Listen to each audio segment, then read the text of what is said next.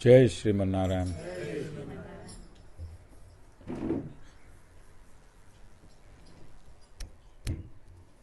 Jai Sriman Narayan.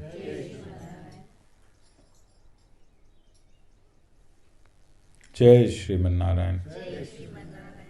I pay my obeisances to my spiritual master, Srimad Jagat Guru Sudarshan Acharya Ji Maharaj. I pay my obeisances to Lord Sri Ramanuj.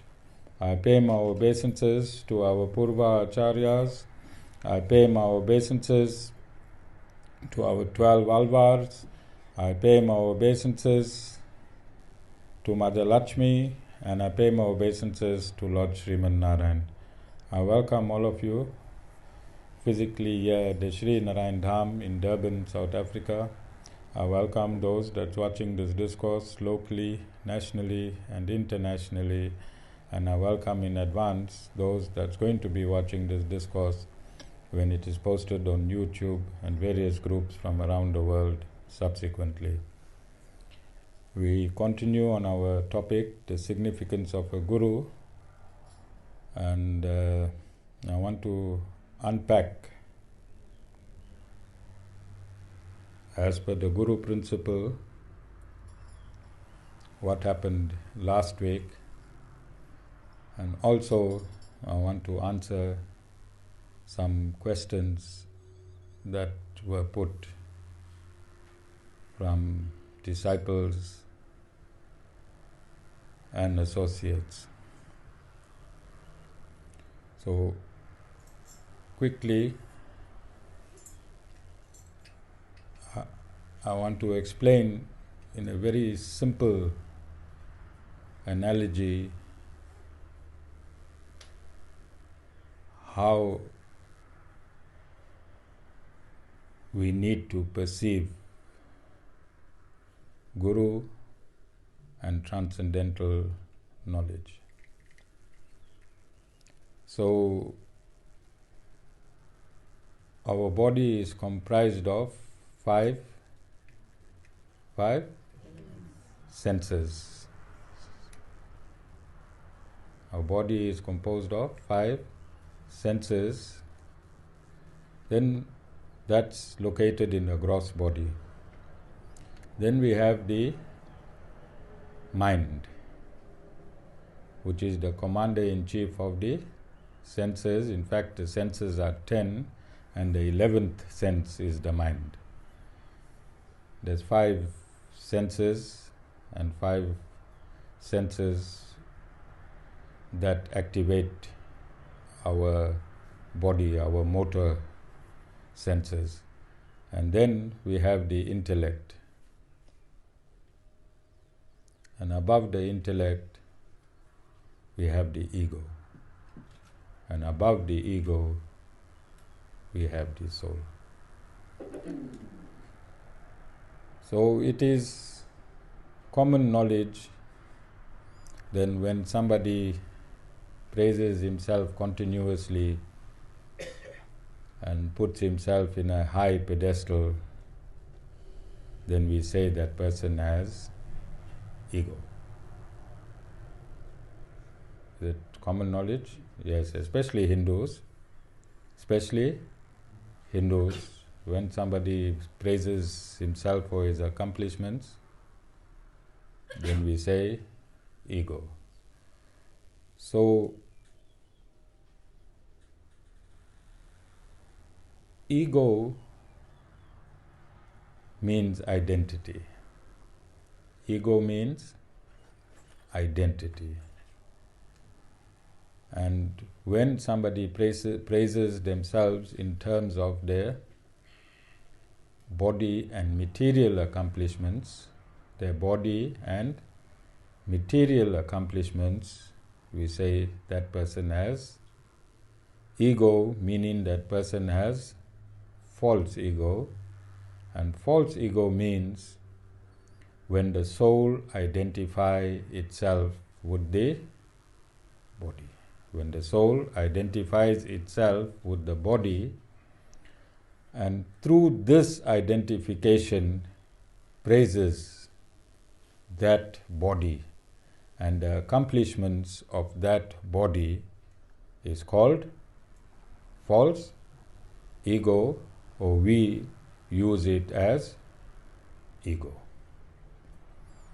Then I want to also state, before the advent of social media and established gurus, like you got the Sivananda ashram up the road here, we got the Sai Baba Center, we got a few other ashrams, established ashrams. So when you physically enter an established ashram, you know the identity of the preacher or the pandit or the guru, yes? When you enter these physically, when you physically enter these ashrams, they've been established a long time ago, and when you enter this ashram, then there is an identification of the ashram, the guru, and the ashram's mission.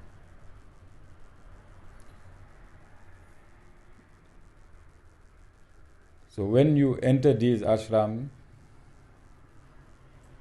you know who the guru is, you'll know what his mission is, and you'll just fit in. Yes?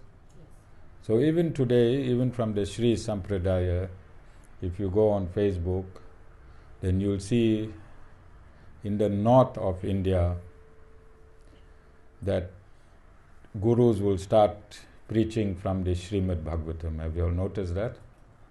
Every year, at a particular time, they start their discourses, and the discourses are from the Srimad Bhagavatam, the 12 cantos of the Srimad Bhagavatam. They do the same thing year in, year out, year in, year out, year in, year out. Have you noticed? You go on social media, you investigate, go do a fact check on what the guru is doing, and you'll see that. So you become accustomed. You become accustomed to what is happening there. So when I entered the scene, I stated I'm a guru of the 21st century. I have been inserted by the Supreme Lord to discourse to the Western world. My job is to clear the confusion in Sanatan Dharma. My job is to protect Sanatan Dharma, and my job is to break Sanatan Dharma into small pieces so it is palatable, so you can digest it and understand it. That is my mission, that is my uniqueness. And I also stated numerously that my status quo spiritually, my spiritual status, is that I am an insignificant dust particle at the feet of my Guru Swami Sudarshan Acharya Ji Maharaj. Have I stated that numerously? That is my spiritual status. That is my spiritual identity. I am an insignificant dust particle at the feet of my bona fide spiritual master Swami Sudarshan Acharya Ji Maharaj. So I've structured myself, whatever I do, whatever I say, however I navigate, there is always a structure. I do not do anything, I do not pull anything from the air, I do not do anything to appease anybody. So a question was also asked, how I as a guru could have tackled our village idiot. So in June, before questions are asked, especially in relation to my actions, my activities, and how I conduct myself, I've warned numerously that you must do due diligence. You must do due diligence. You must go back and check, because if you can ask these questions, then you must have intelligence also to do due diligence. So right there at the outset, in June itself, when I first met this man, I stated on a live video, that our relationship, it's there, you can see it, will be like a reality show on TV. And everything that happens, it will be broadcast live, and the scriptures, it will be corroborated through the scriptures. So even before the estrangement took place, I already set up the structure, what is going to happen. Understood? So it was there, it was stated, and as things happened, I came on my various lives and I rebutted the accusations. That's all I did, rebut the accusations. So I want to come back. What is the purpose of me having 3 cameras in front of me now? Why am I discoursing in front of these 3 cameras? I have you here, and then I have 3 cameras.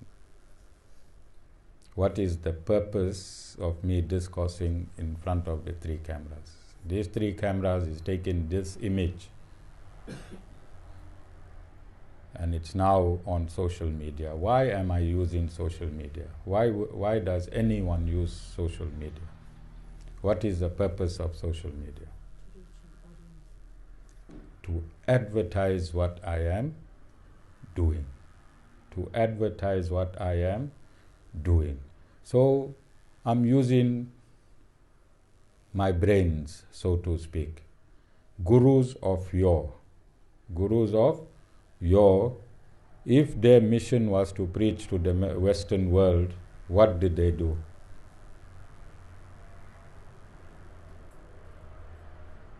They took a plane and they flew to the Western world, yes? They flew to all the countries. They had discourses in the various countries from around the world. Is it necessary for me to do that in this global village through technology? So I'm using my brains. I'm using common sense. I said my job is to clear the confusion of Sanatan Dharma and to protect Sanatan Dharma. If you're a protector of something, must you protect? Namaste, you must protect like this. Namaste. Please do not tackle Sanatan Dharma. I humbly ask you not to attack Sanatan Dharma. Is that how you protect Sanatan Dharma? How do you protect Sanatan Dharma?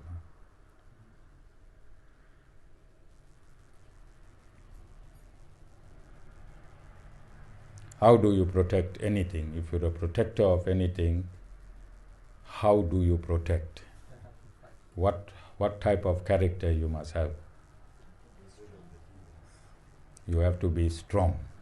You have to be militant. And you have to also be, as Jessica said, reactive. But you must have the credentials to be reactive. All of you understand? So I'm answering a whole lot of questions that I don't think was necessary if due diligence was done But this is how Indians react. This question came from two Indians. But there's a pastor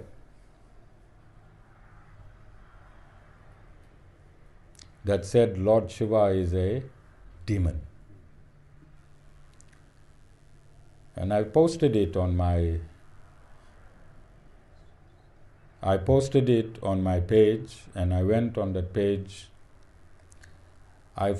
Over 20 people sent me these videos. But I don't see these two people that asked me these questions, and they are associates, posting one comment about the pastor that called Lord Shiva a demon. And this is what Hindus do.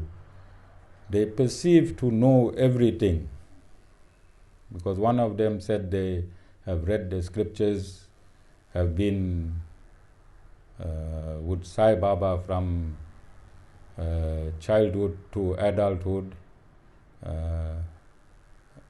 Mami, you're a Sai devotee. You also spent many years with Sai Baba. Sai Baba has continuously stated that he is God. Yes? He said, Jessica, you've been with Baba? Yes, sir. Yeah. And he has continuously exclaimed his achievements, has he not? Yes. Is there anything wrong in that? Why did he establish his achievements publicly? Yes, at that point in time there were books, and I read about 100 books.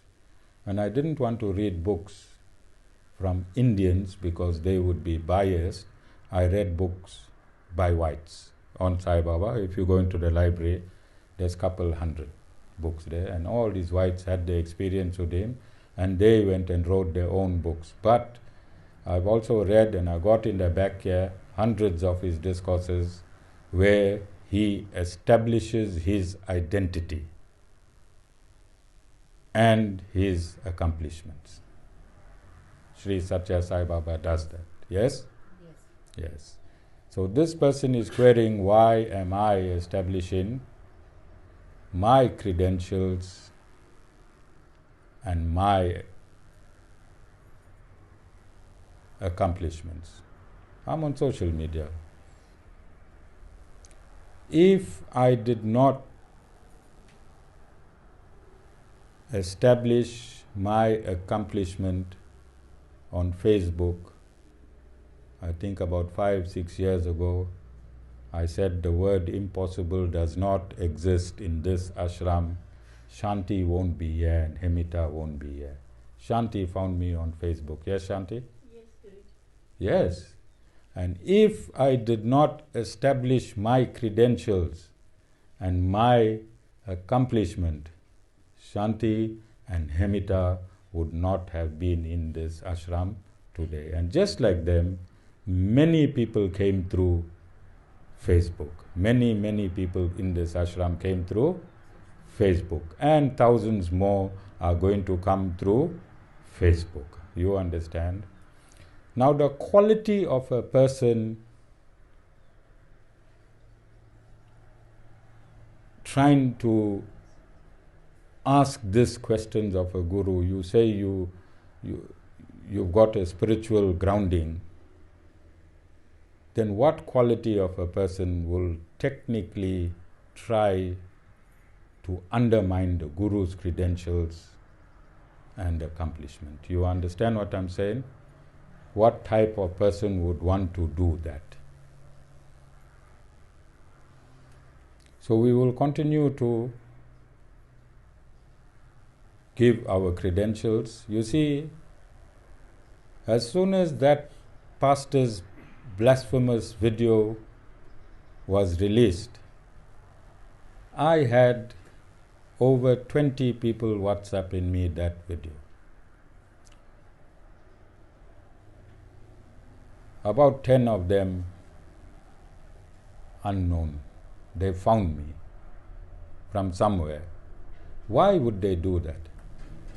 They've known we've taken on pastors like that. Because I established my credentials. They know through social media, and I've stated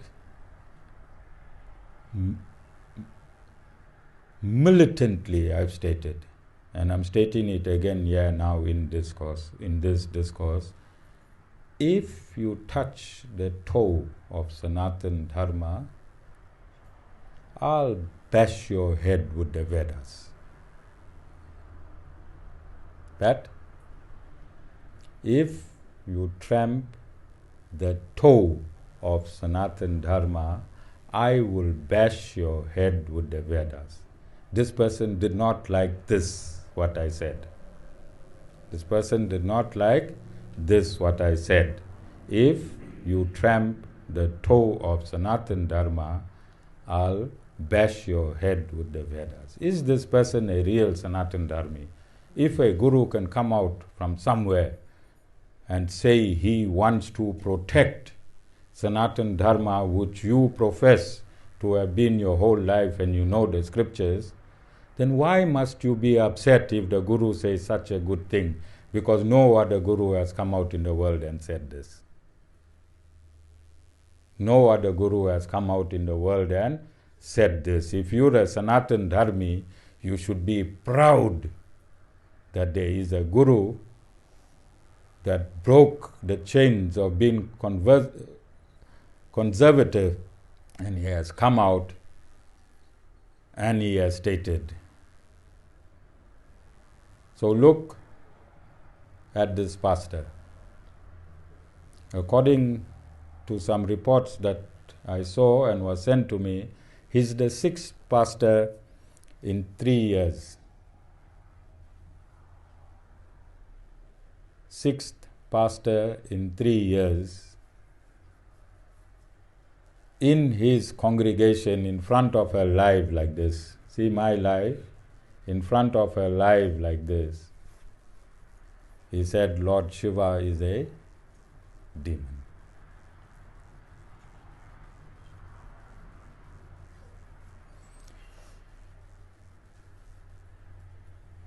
So I have been given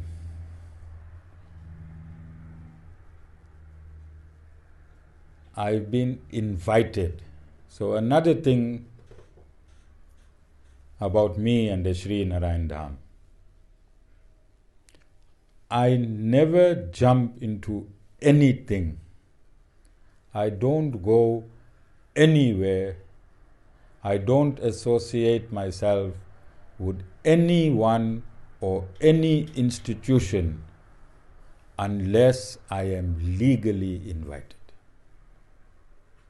Unless I am legally invited. I don't jump on bandwagons. And when I am invited, if that invite falls under dharma, if it falls under dharma, then I will accept. So I've been invited by various people to take this pastor to task. I've been invited. So in South Africa, there is a process, law and order and judicial process. Yes? When something like this happens, I'm not going to take a bush knife and run after that pastor, Satisbhai. Although a lot of people would like me to do that. I'll have to get involved in the legal processes of this country. So this falls under the Equality Court. It's hate speech, yes. and just hate speech. This is hate speech. So, the Mahadharma Sabha of South Africa has instituted legal action already. So I cannot go and duplicate that. I can join them. So I'm joining the Mahasabha as the second applicant. But I want to get permission because I am the national coordinator of the South African Interfaith Council. I am the national coordinator of the South African Interfaith Council, and my chairperson sits in the Presidential Interfaith Committee. So I want to use that portfolio, which will give this issue better context if it's coming from the interfaith itself. I've already contacted the KwaZulu-Natal Christian Council, of which I have a very, very cordial relationship, and I've contacted 3 or 4 bishops. So this is not going to be a Hindu-Christian fight. It will be a delinquent pastor.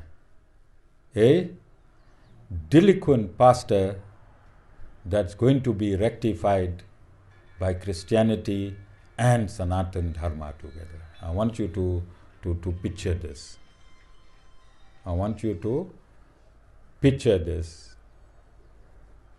Don't you think it's the right way to go? Don't you think we need to set a precedent? If 6 pastors in 2 years or 3 years, in the next 10 years, how many pastors are going to blaspheme Sanatan Dharma if we don't set a precedent? And all this is coming into context. All this is coming together because of my credentials,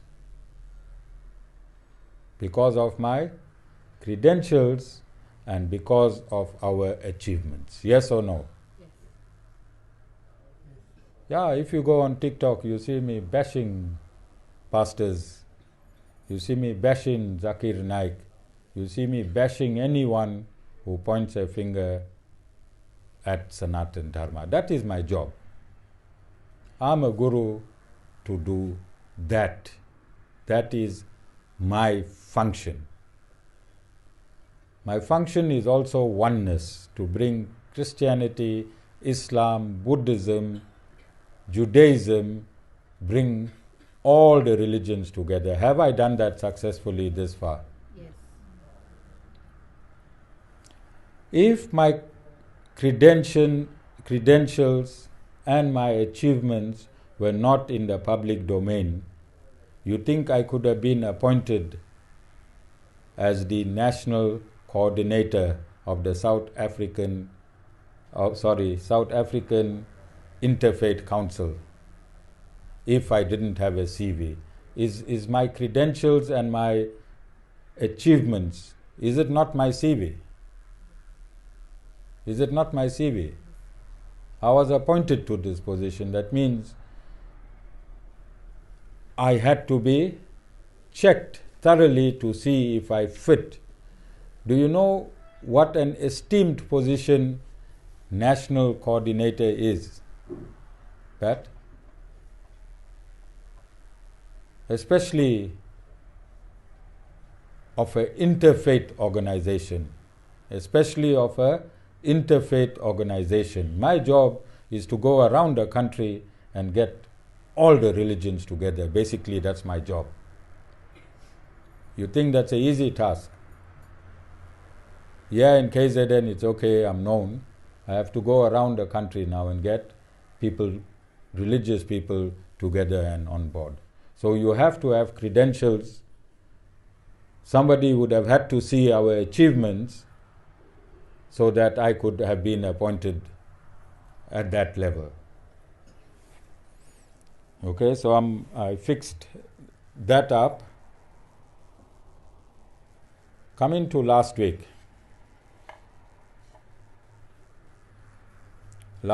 march.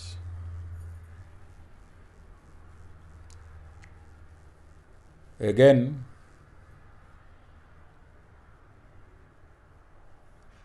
I have Vishwadhar, he has a slot on Mondays. Last week's march broke many world records. So Vishwadhar does not use this platform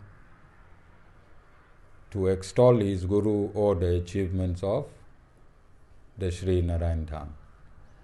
So if he is not doing it, must we let it slip by, or must I use this platform now to explain what happened last week? Or must we let it die? We can't let it die. You understand? So, for the very first time in a world first, and that person does not like me to say world first, so I'm saying it, world first. The Om Namo Narayan mantra started an Islamic orientated march. We were marching for Palestine.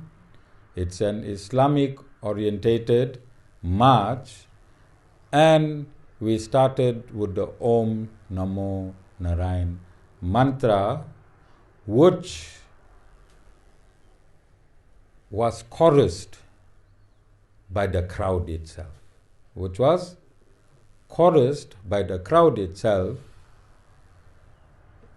Is this not something we should be discussing as Sanatan Dharmis? Should we not feel proud that after years of Hindu bashing, today we all could march together? Vishwadhar was supposed to have stated this on his slot on Monday. He did not. So I have to take the responsibility and state this myself, otherwise this entire exercise will be lost to the world. Yes? Yes. Because many questioned me when I started my interfaith. Now you can see it bearing fruit. That was world first number 1. World first number 2 was that I was nominated by the Muslims to be the central coordinator of this march. Has it ever been done anywhere in the world? Pat?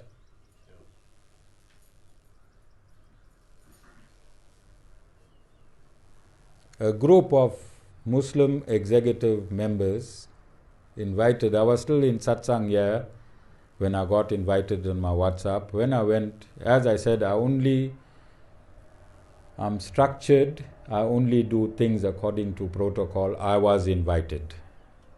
I asked Jessica to take me. We landed and the project was there, and I was nominated, I think at the 3rd meeting, to run this march.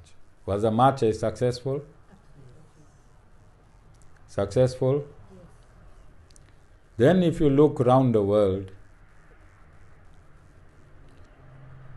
another world first, I'm the only guru to support Palestine. Have you noticed? I am the only guru in the world to support Palestine. Again I said, whatever I do, I am structured. Structured means I will go and check everything and see whether I can do this or not from the Sanatan Dharma perspective. So, have you all heard of the Mahabharata?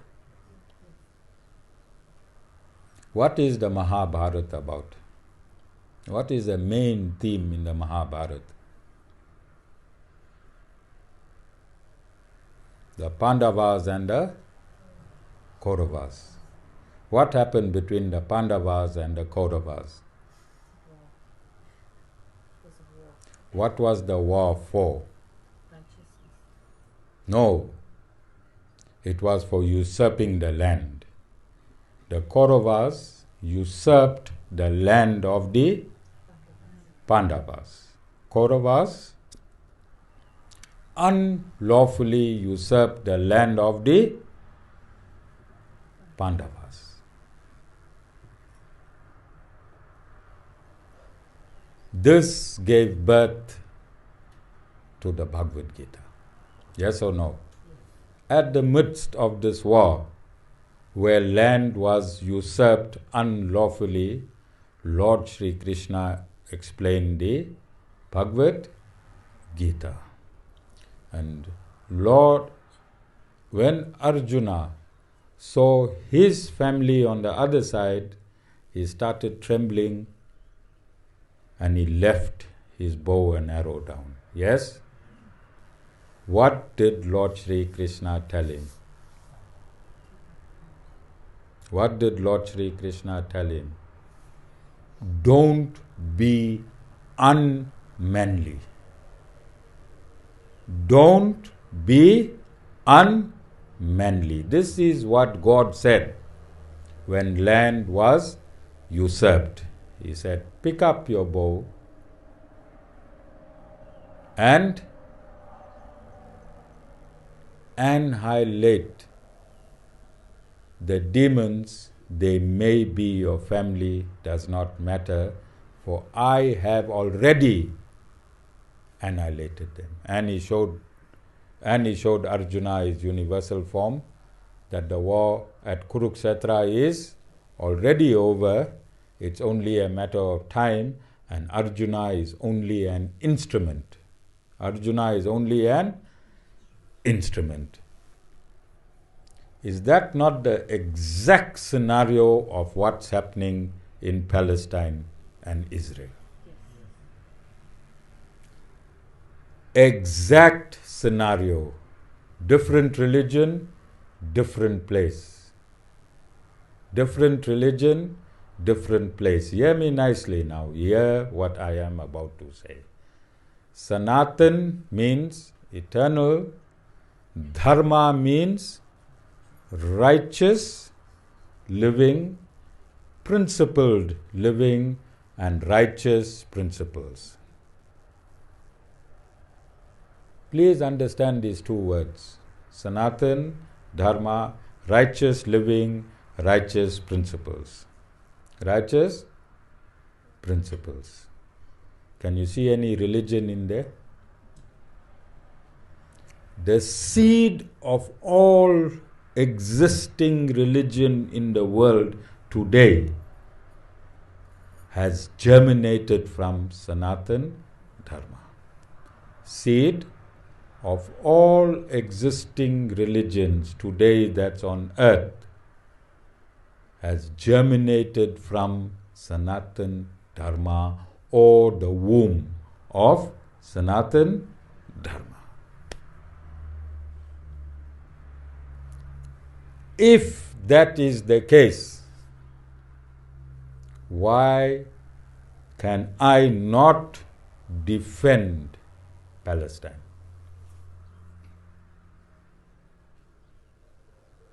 Is Palestine not Sanatan Dharma?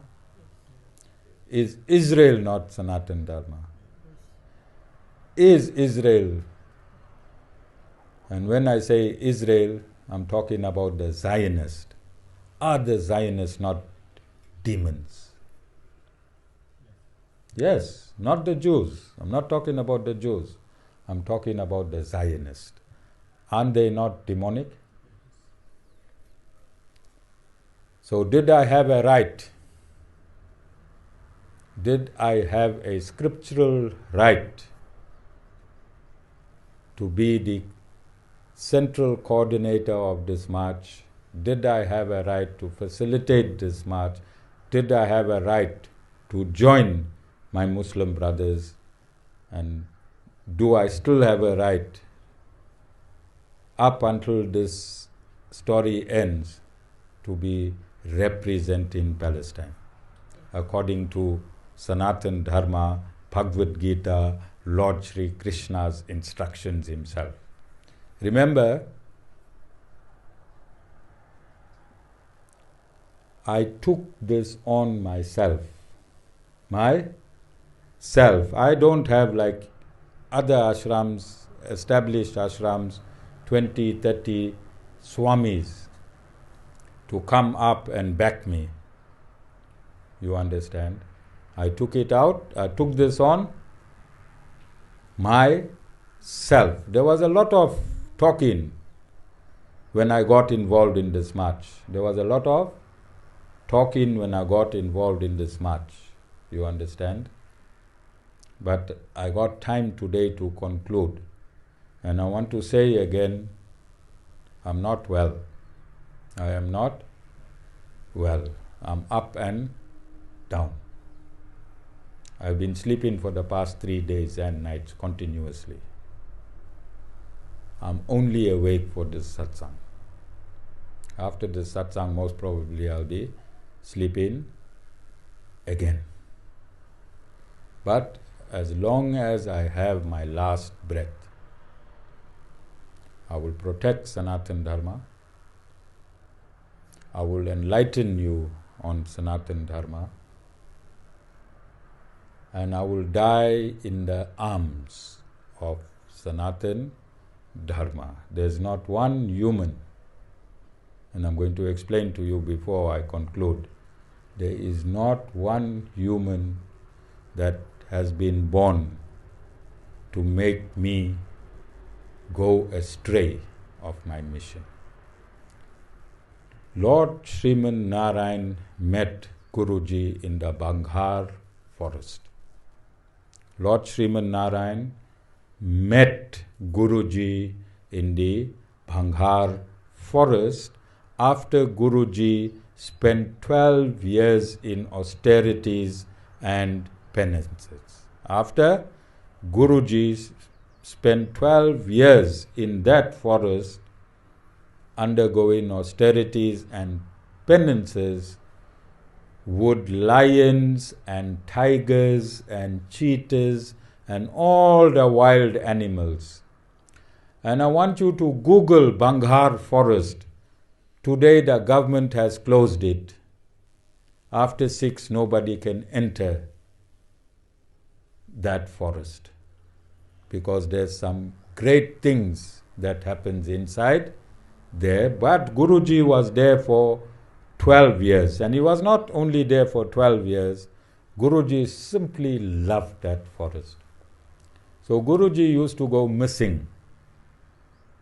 Guruji used to go missing after his 12 years.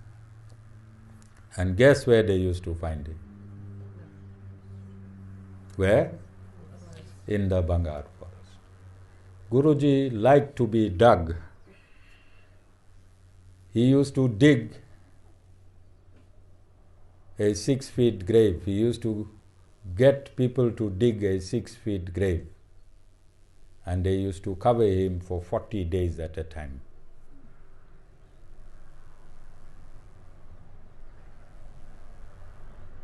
How many days? 40 days at a time.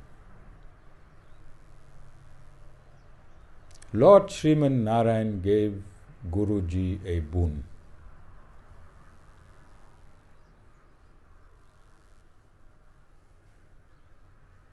Personally,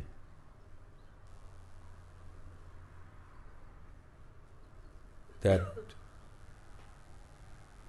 he will have capacity to mitigate human suffering in this world.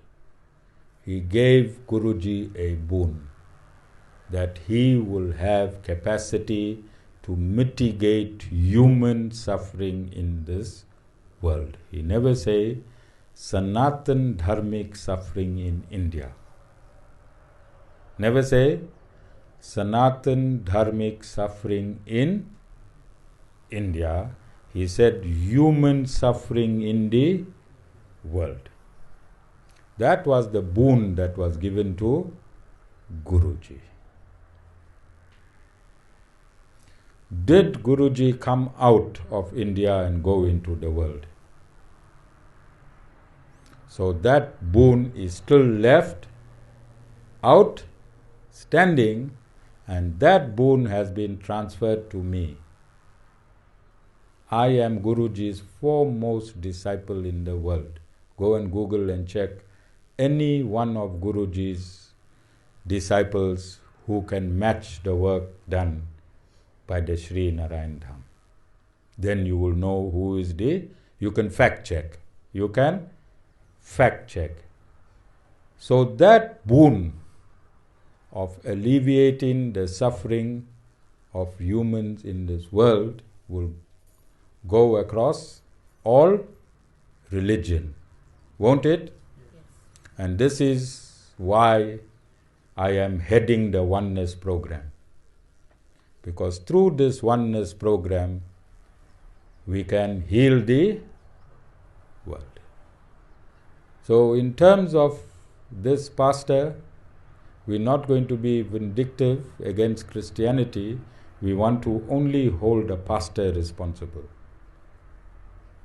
Because on the 24th, I think, which is 2 weeks from now, yes, we will be doing a Akhand Bhajan 6 to 6 in the ashram, and simultaneously we'll be feeding between 130 and 150 disadvantaged Christian children down there who will be between the ages of 3 and 15. We have already hired the Hemita. Jumping Castle is sorted out. Jumping Castle, we'll have a marquee there. We'll be feeding them, I think, starting from lunchtime with the best Christmas goodies possible. So this is our credentials. This is who we are. On one hand, the pastor will be sorted out. On another hand, we feed in Christian children who are disadvantaged. Does it complement each other? Does it give us credentials? Can anybody point any finger at the Sri Narayan Dham? I've had these Christian children, different Christian children from 2018. Okay? So I want you to look at your senses as microscopic sight. Senses as microscopic sight. Your mind as binocular sight. Your mind magnifies what your senses see, yes or no? If you saw something, or you heard something, or you tasted something, when it enters your mind, does it not magnify? Does it magnify?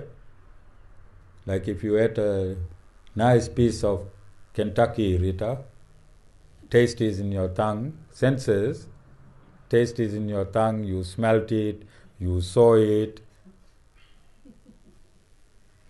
Then when it's in your mind, when you're at home, what the mind do to the Kentucky? It wants a barrel, it magnifies it. Yes? Does the mind... So the mind, if you look at your senses as microscopic sight and your mind as binocular sight, then if Rita uses her intellect, because behind the mind is intellect, and the intellect is telescopic sight. Intellect is telescopic sight. Her intellect will tell her, no man, hey, every Sundays I go ashram, the guru talks and talks and talks, and he said chicken is rotten meat. Chicken is rotten meat. It only smells like that because of the 11 herbs and spices. If you remove the 11 herbs and spices, it's absolutely rotten. This is Rita's intellect, telescopic. It's seen the chicken through and through. All right? Seen the chicken through and through. Telescopic sight. All right? Yeah, I'm reading your mind. I'll tell you how I can read your mind, Rita.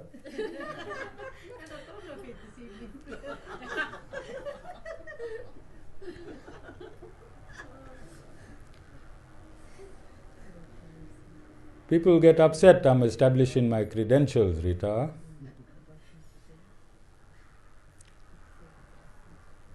Then you get the soul. You get the soul. And the soul is satellite sight.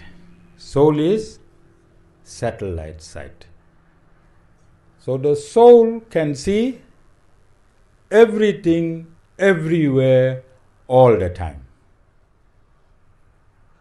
The soul can see everything, everywhere, all the time. Are you understanding? So for any to become a guru, you see through your soul. Rita, to become a guru, you see through your soul. Satellite sight. Satellite can see everything, everywhere, all the time. Yes? Yes, you keep focusing and focusing and focusing. From the top, you'll see the earth, whole earth. And if you continuously focus, you can come all the way to Sri Narayan Dham. Yes? From the satellite? From the globe, you can land right here, Sri Narayan Dham, if you keep focusing and focusing and focusing. Can you do that with your senses? Can you do that with your senses? I'm saying with your senses. No, senses is microscopic. So this is what I'm saying. And I used to always use the analogy of the donkey. Don't be stupid like a donkey. You cannot see the guru with your microscopic eyes. You have to have satellite sight to see the guru. You cannot see the guru. Can you see the satellite with microscopic sight? Can you see the satellite? You have to be a satellite to see a... Yes or no? You have to be a satellite to see a satellite. Yes? So this is why the Guru Gita states, if the Guru say black is white, what you must say? You understand?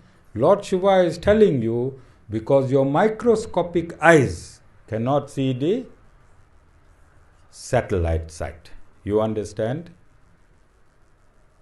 There is a saint, Kabir. You all heard of Saint Kabir? Yes. You all heard? He said, if you take all the water from the sea and make it into ink, and if you take all the trees and make it into a pen, you'll never be able to define a bona fide spiritual master. If you take all the water in the sea, if you take all the trees and make it into a pen, you'll never be able to define a bona fide spiritual master. So don't be a fool like this person. If you do not understand anything, don't make a judgment. Don't make a judgment. Ask the Guru, why are you always establishing your credentials? Why you always talking about your miracles? So whenever a new devotee comes to the ashram, whenever a brand new devotee or brand new family come to the ashram, I spend about 10 minutes explaining who I am, who the ashram is, and I always say at the end, the word impossible does not exist here. You think there's anything wrong? Because a new devotee comes here, in my discourse, I discuss our credentials and our achievements so the new devotee can come and follow with information from the Guru itself. Okay? So I think I've covered all of that. I want to thank everyone that was at the march on Sunday. I think Amita did top work filming that march, and God gave me the strength to walk the 2.4 kilometers. I was supposed to sit in the truck. So all in all, I think the ashram is on par with the mission. I'm 2 years late. I am 2 years late. That is why I speed everything up to make sure before my final breath, everything will be how my Guru handed this mission to me. So do not take anything lightly in this satsang, because this is endorsed by Lord Sriman Narayan himself. He gave Guruji the boon. Guruji gave me the boon. I am continuing the spiritual potency that Guruji achieved. I don't have to dig holes down there and sleep in graves. You understand? Guruji already did all of that for me. So take whatever we do here seriously. This is beyond all your technicalities. This is beyond human perception. It's big. It is big because it's coming from the Lord Himself. Just stick around, listen to the Guru, and you'll find that you will be in a place that you're going to enjoy one day. Jai Sriman Narayan.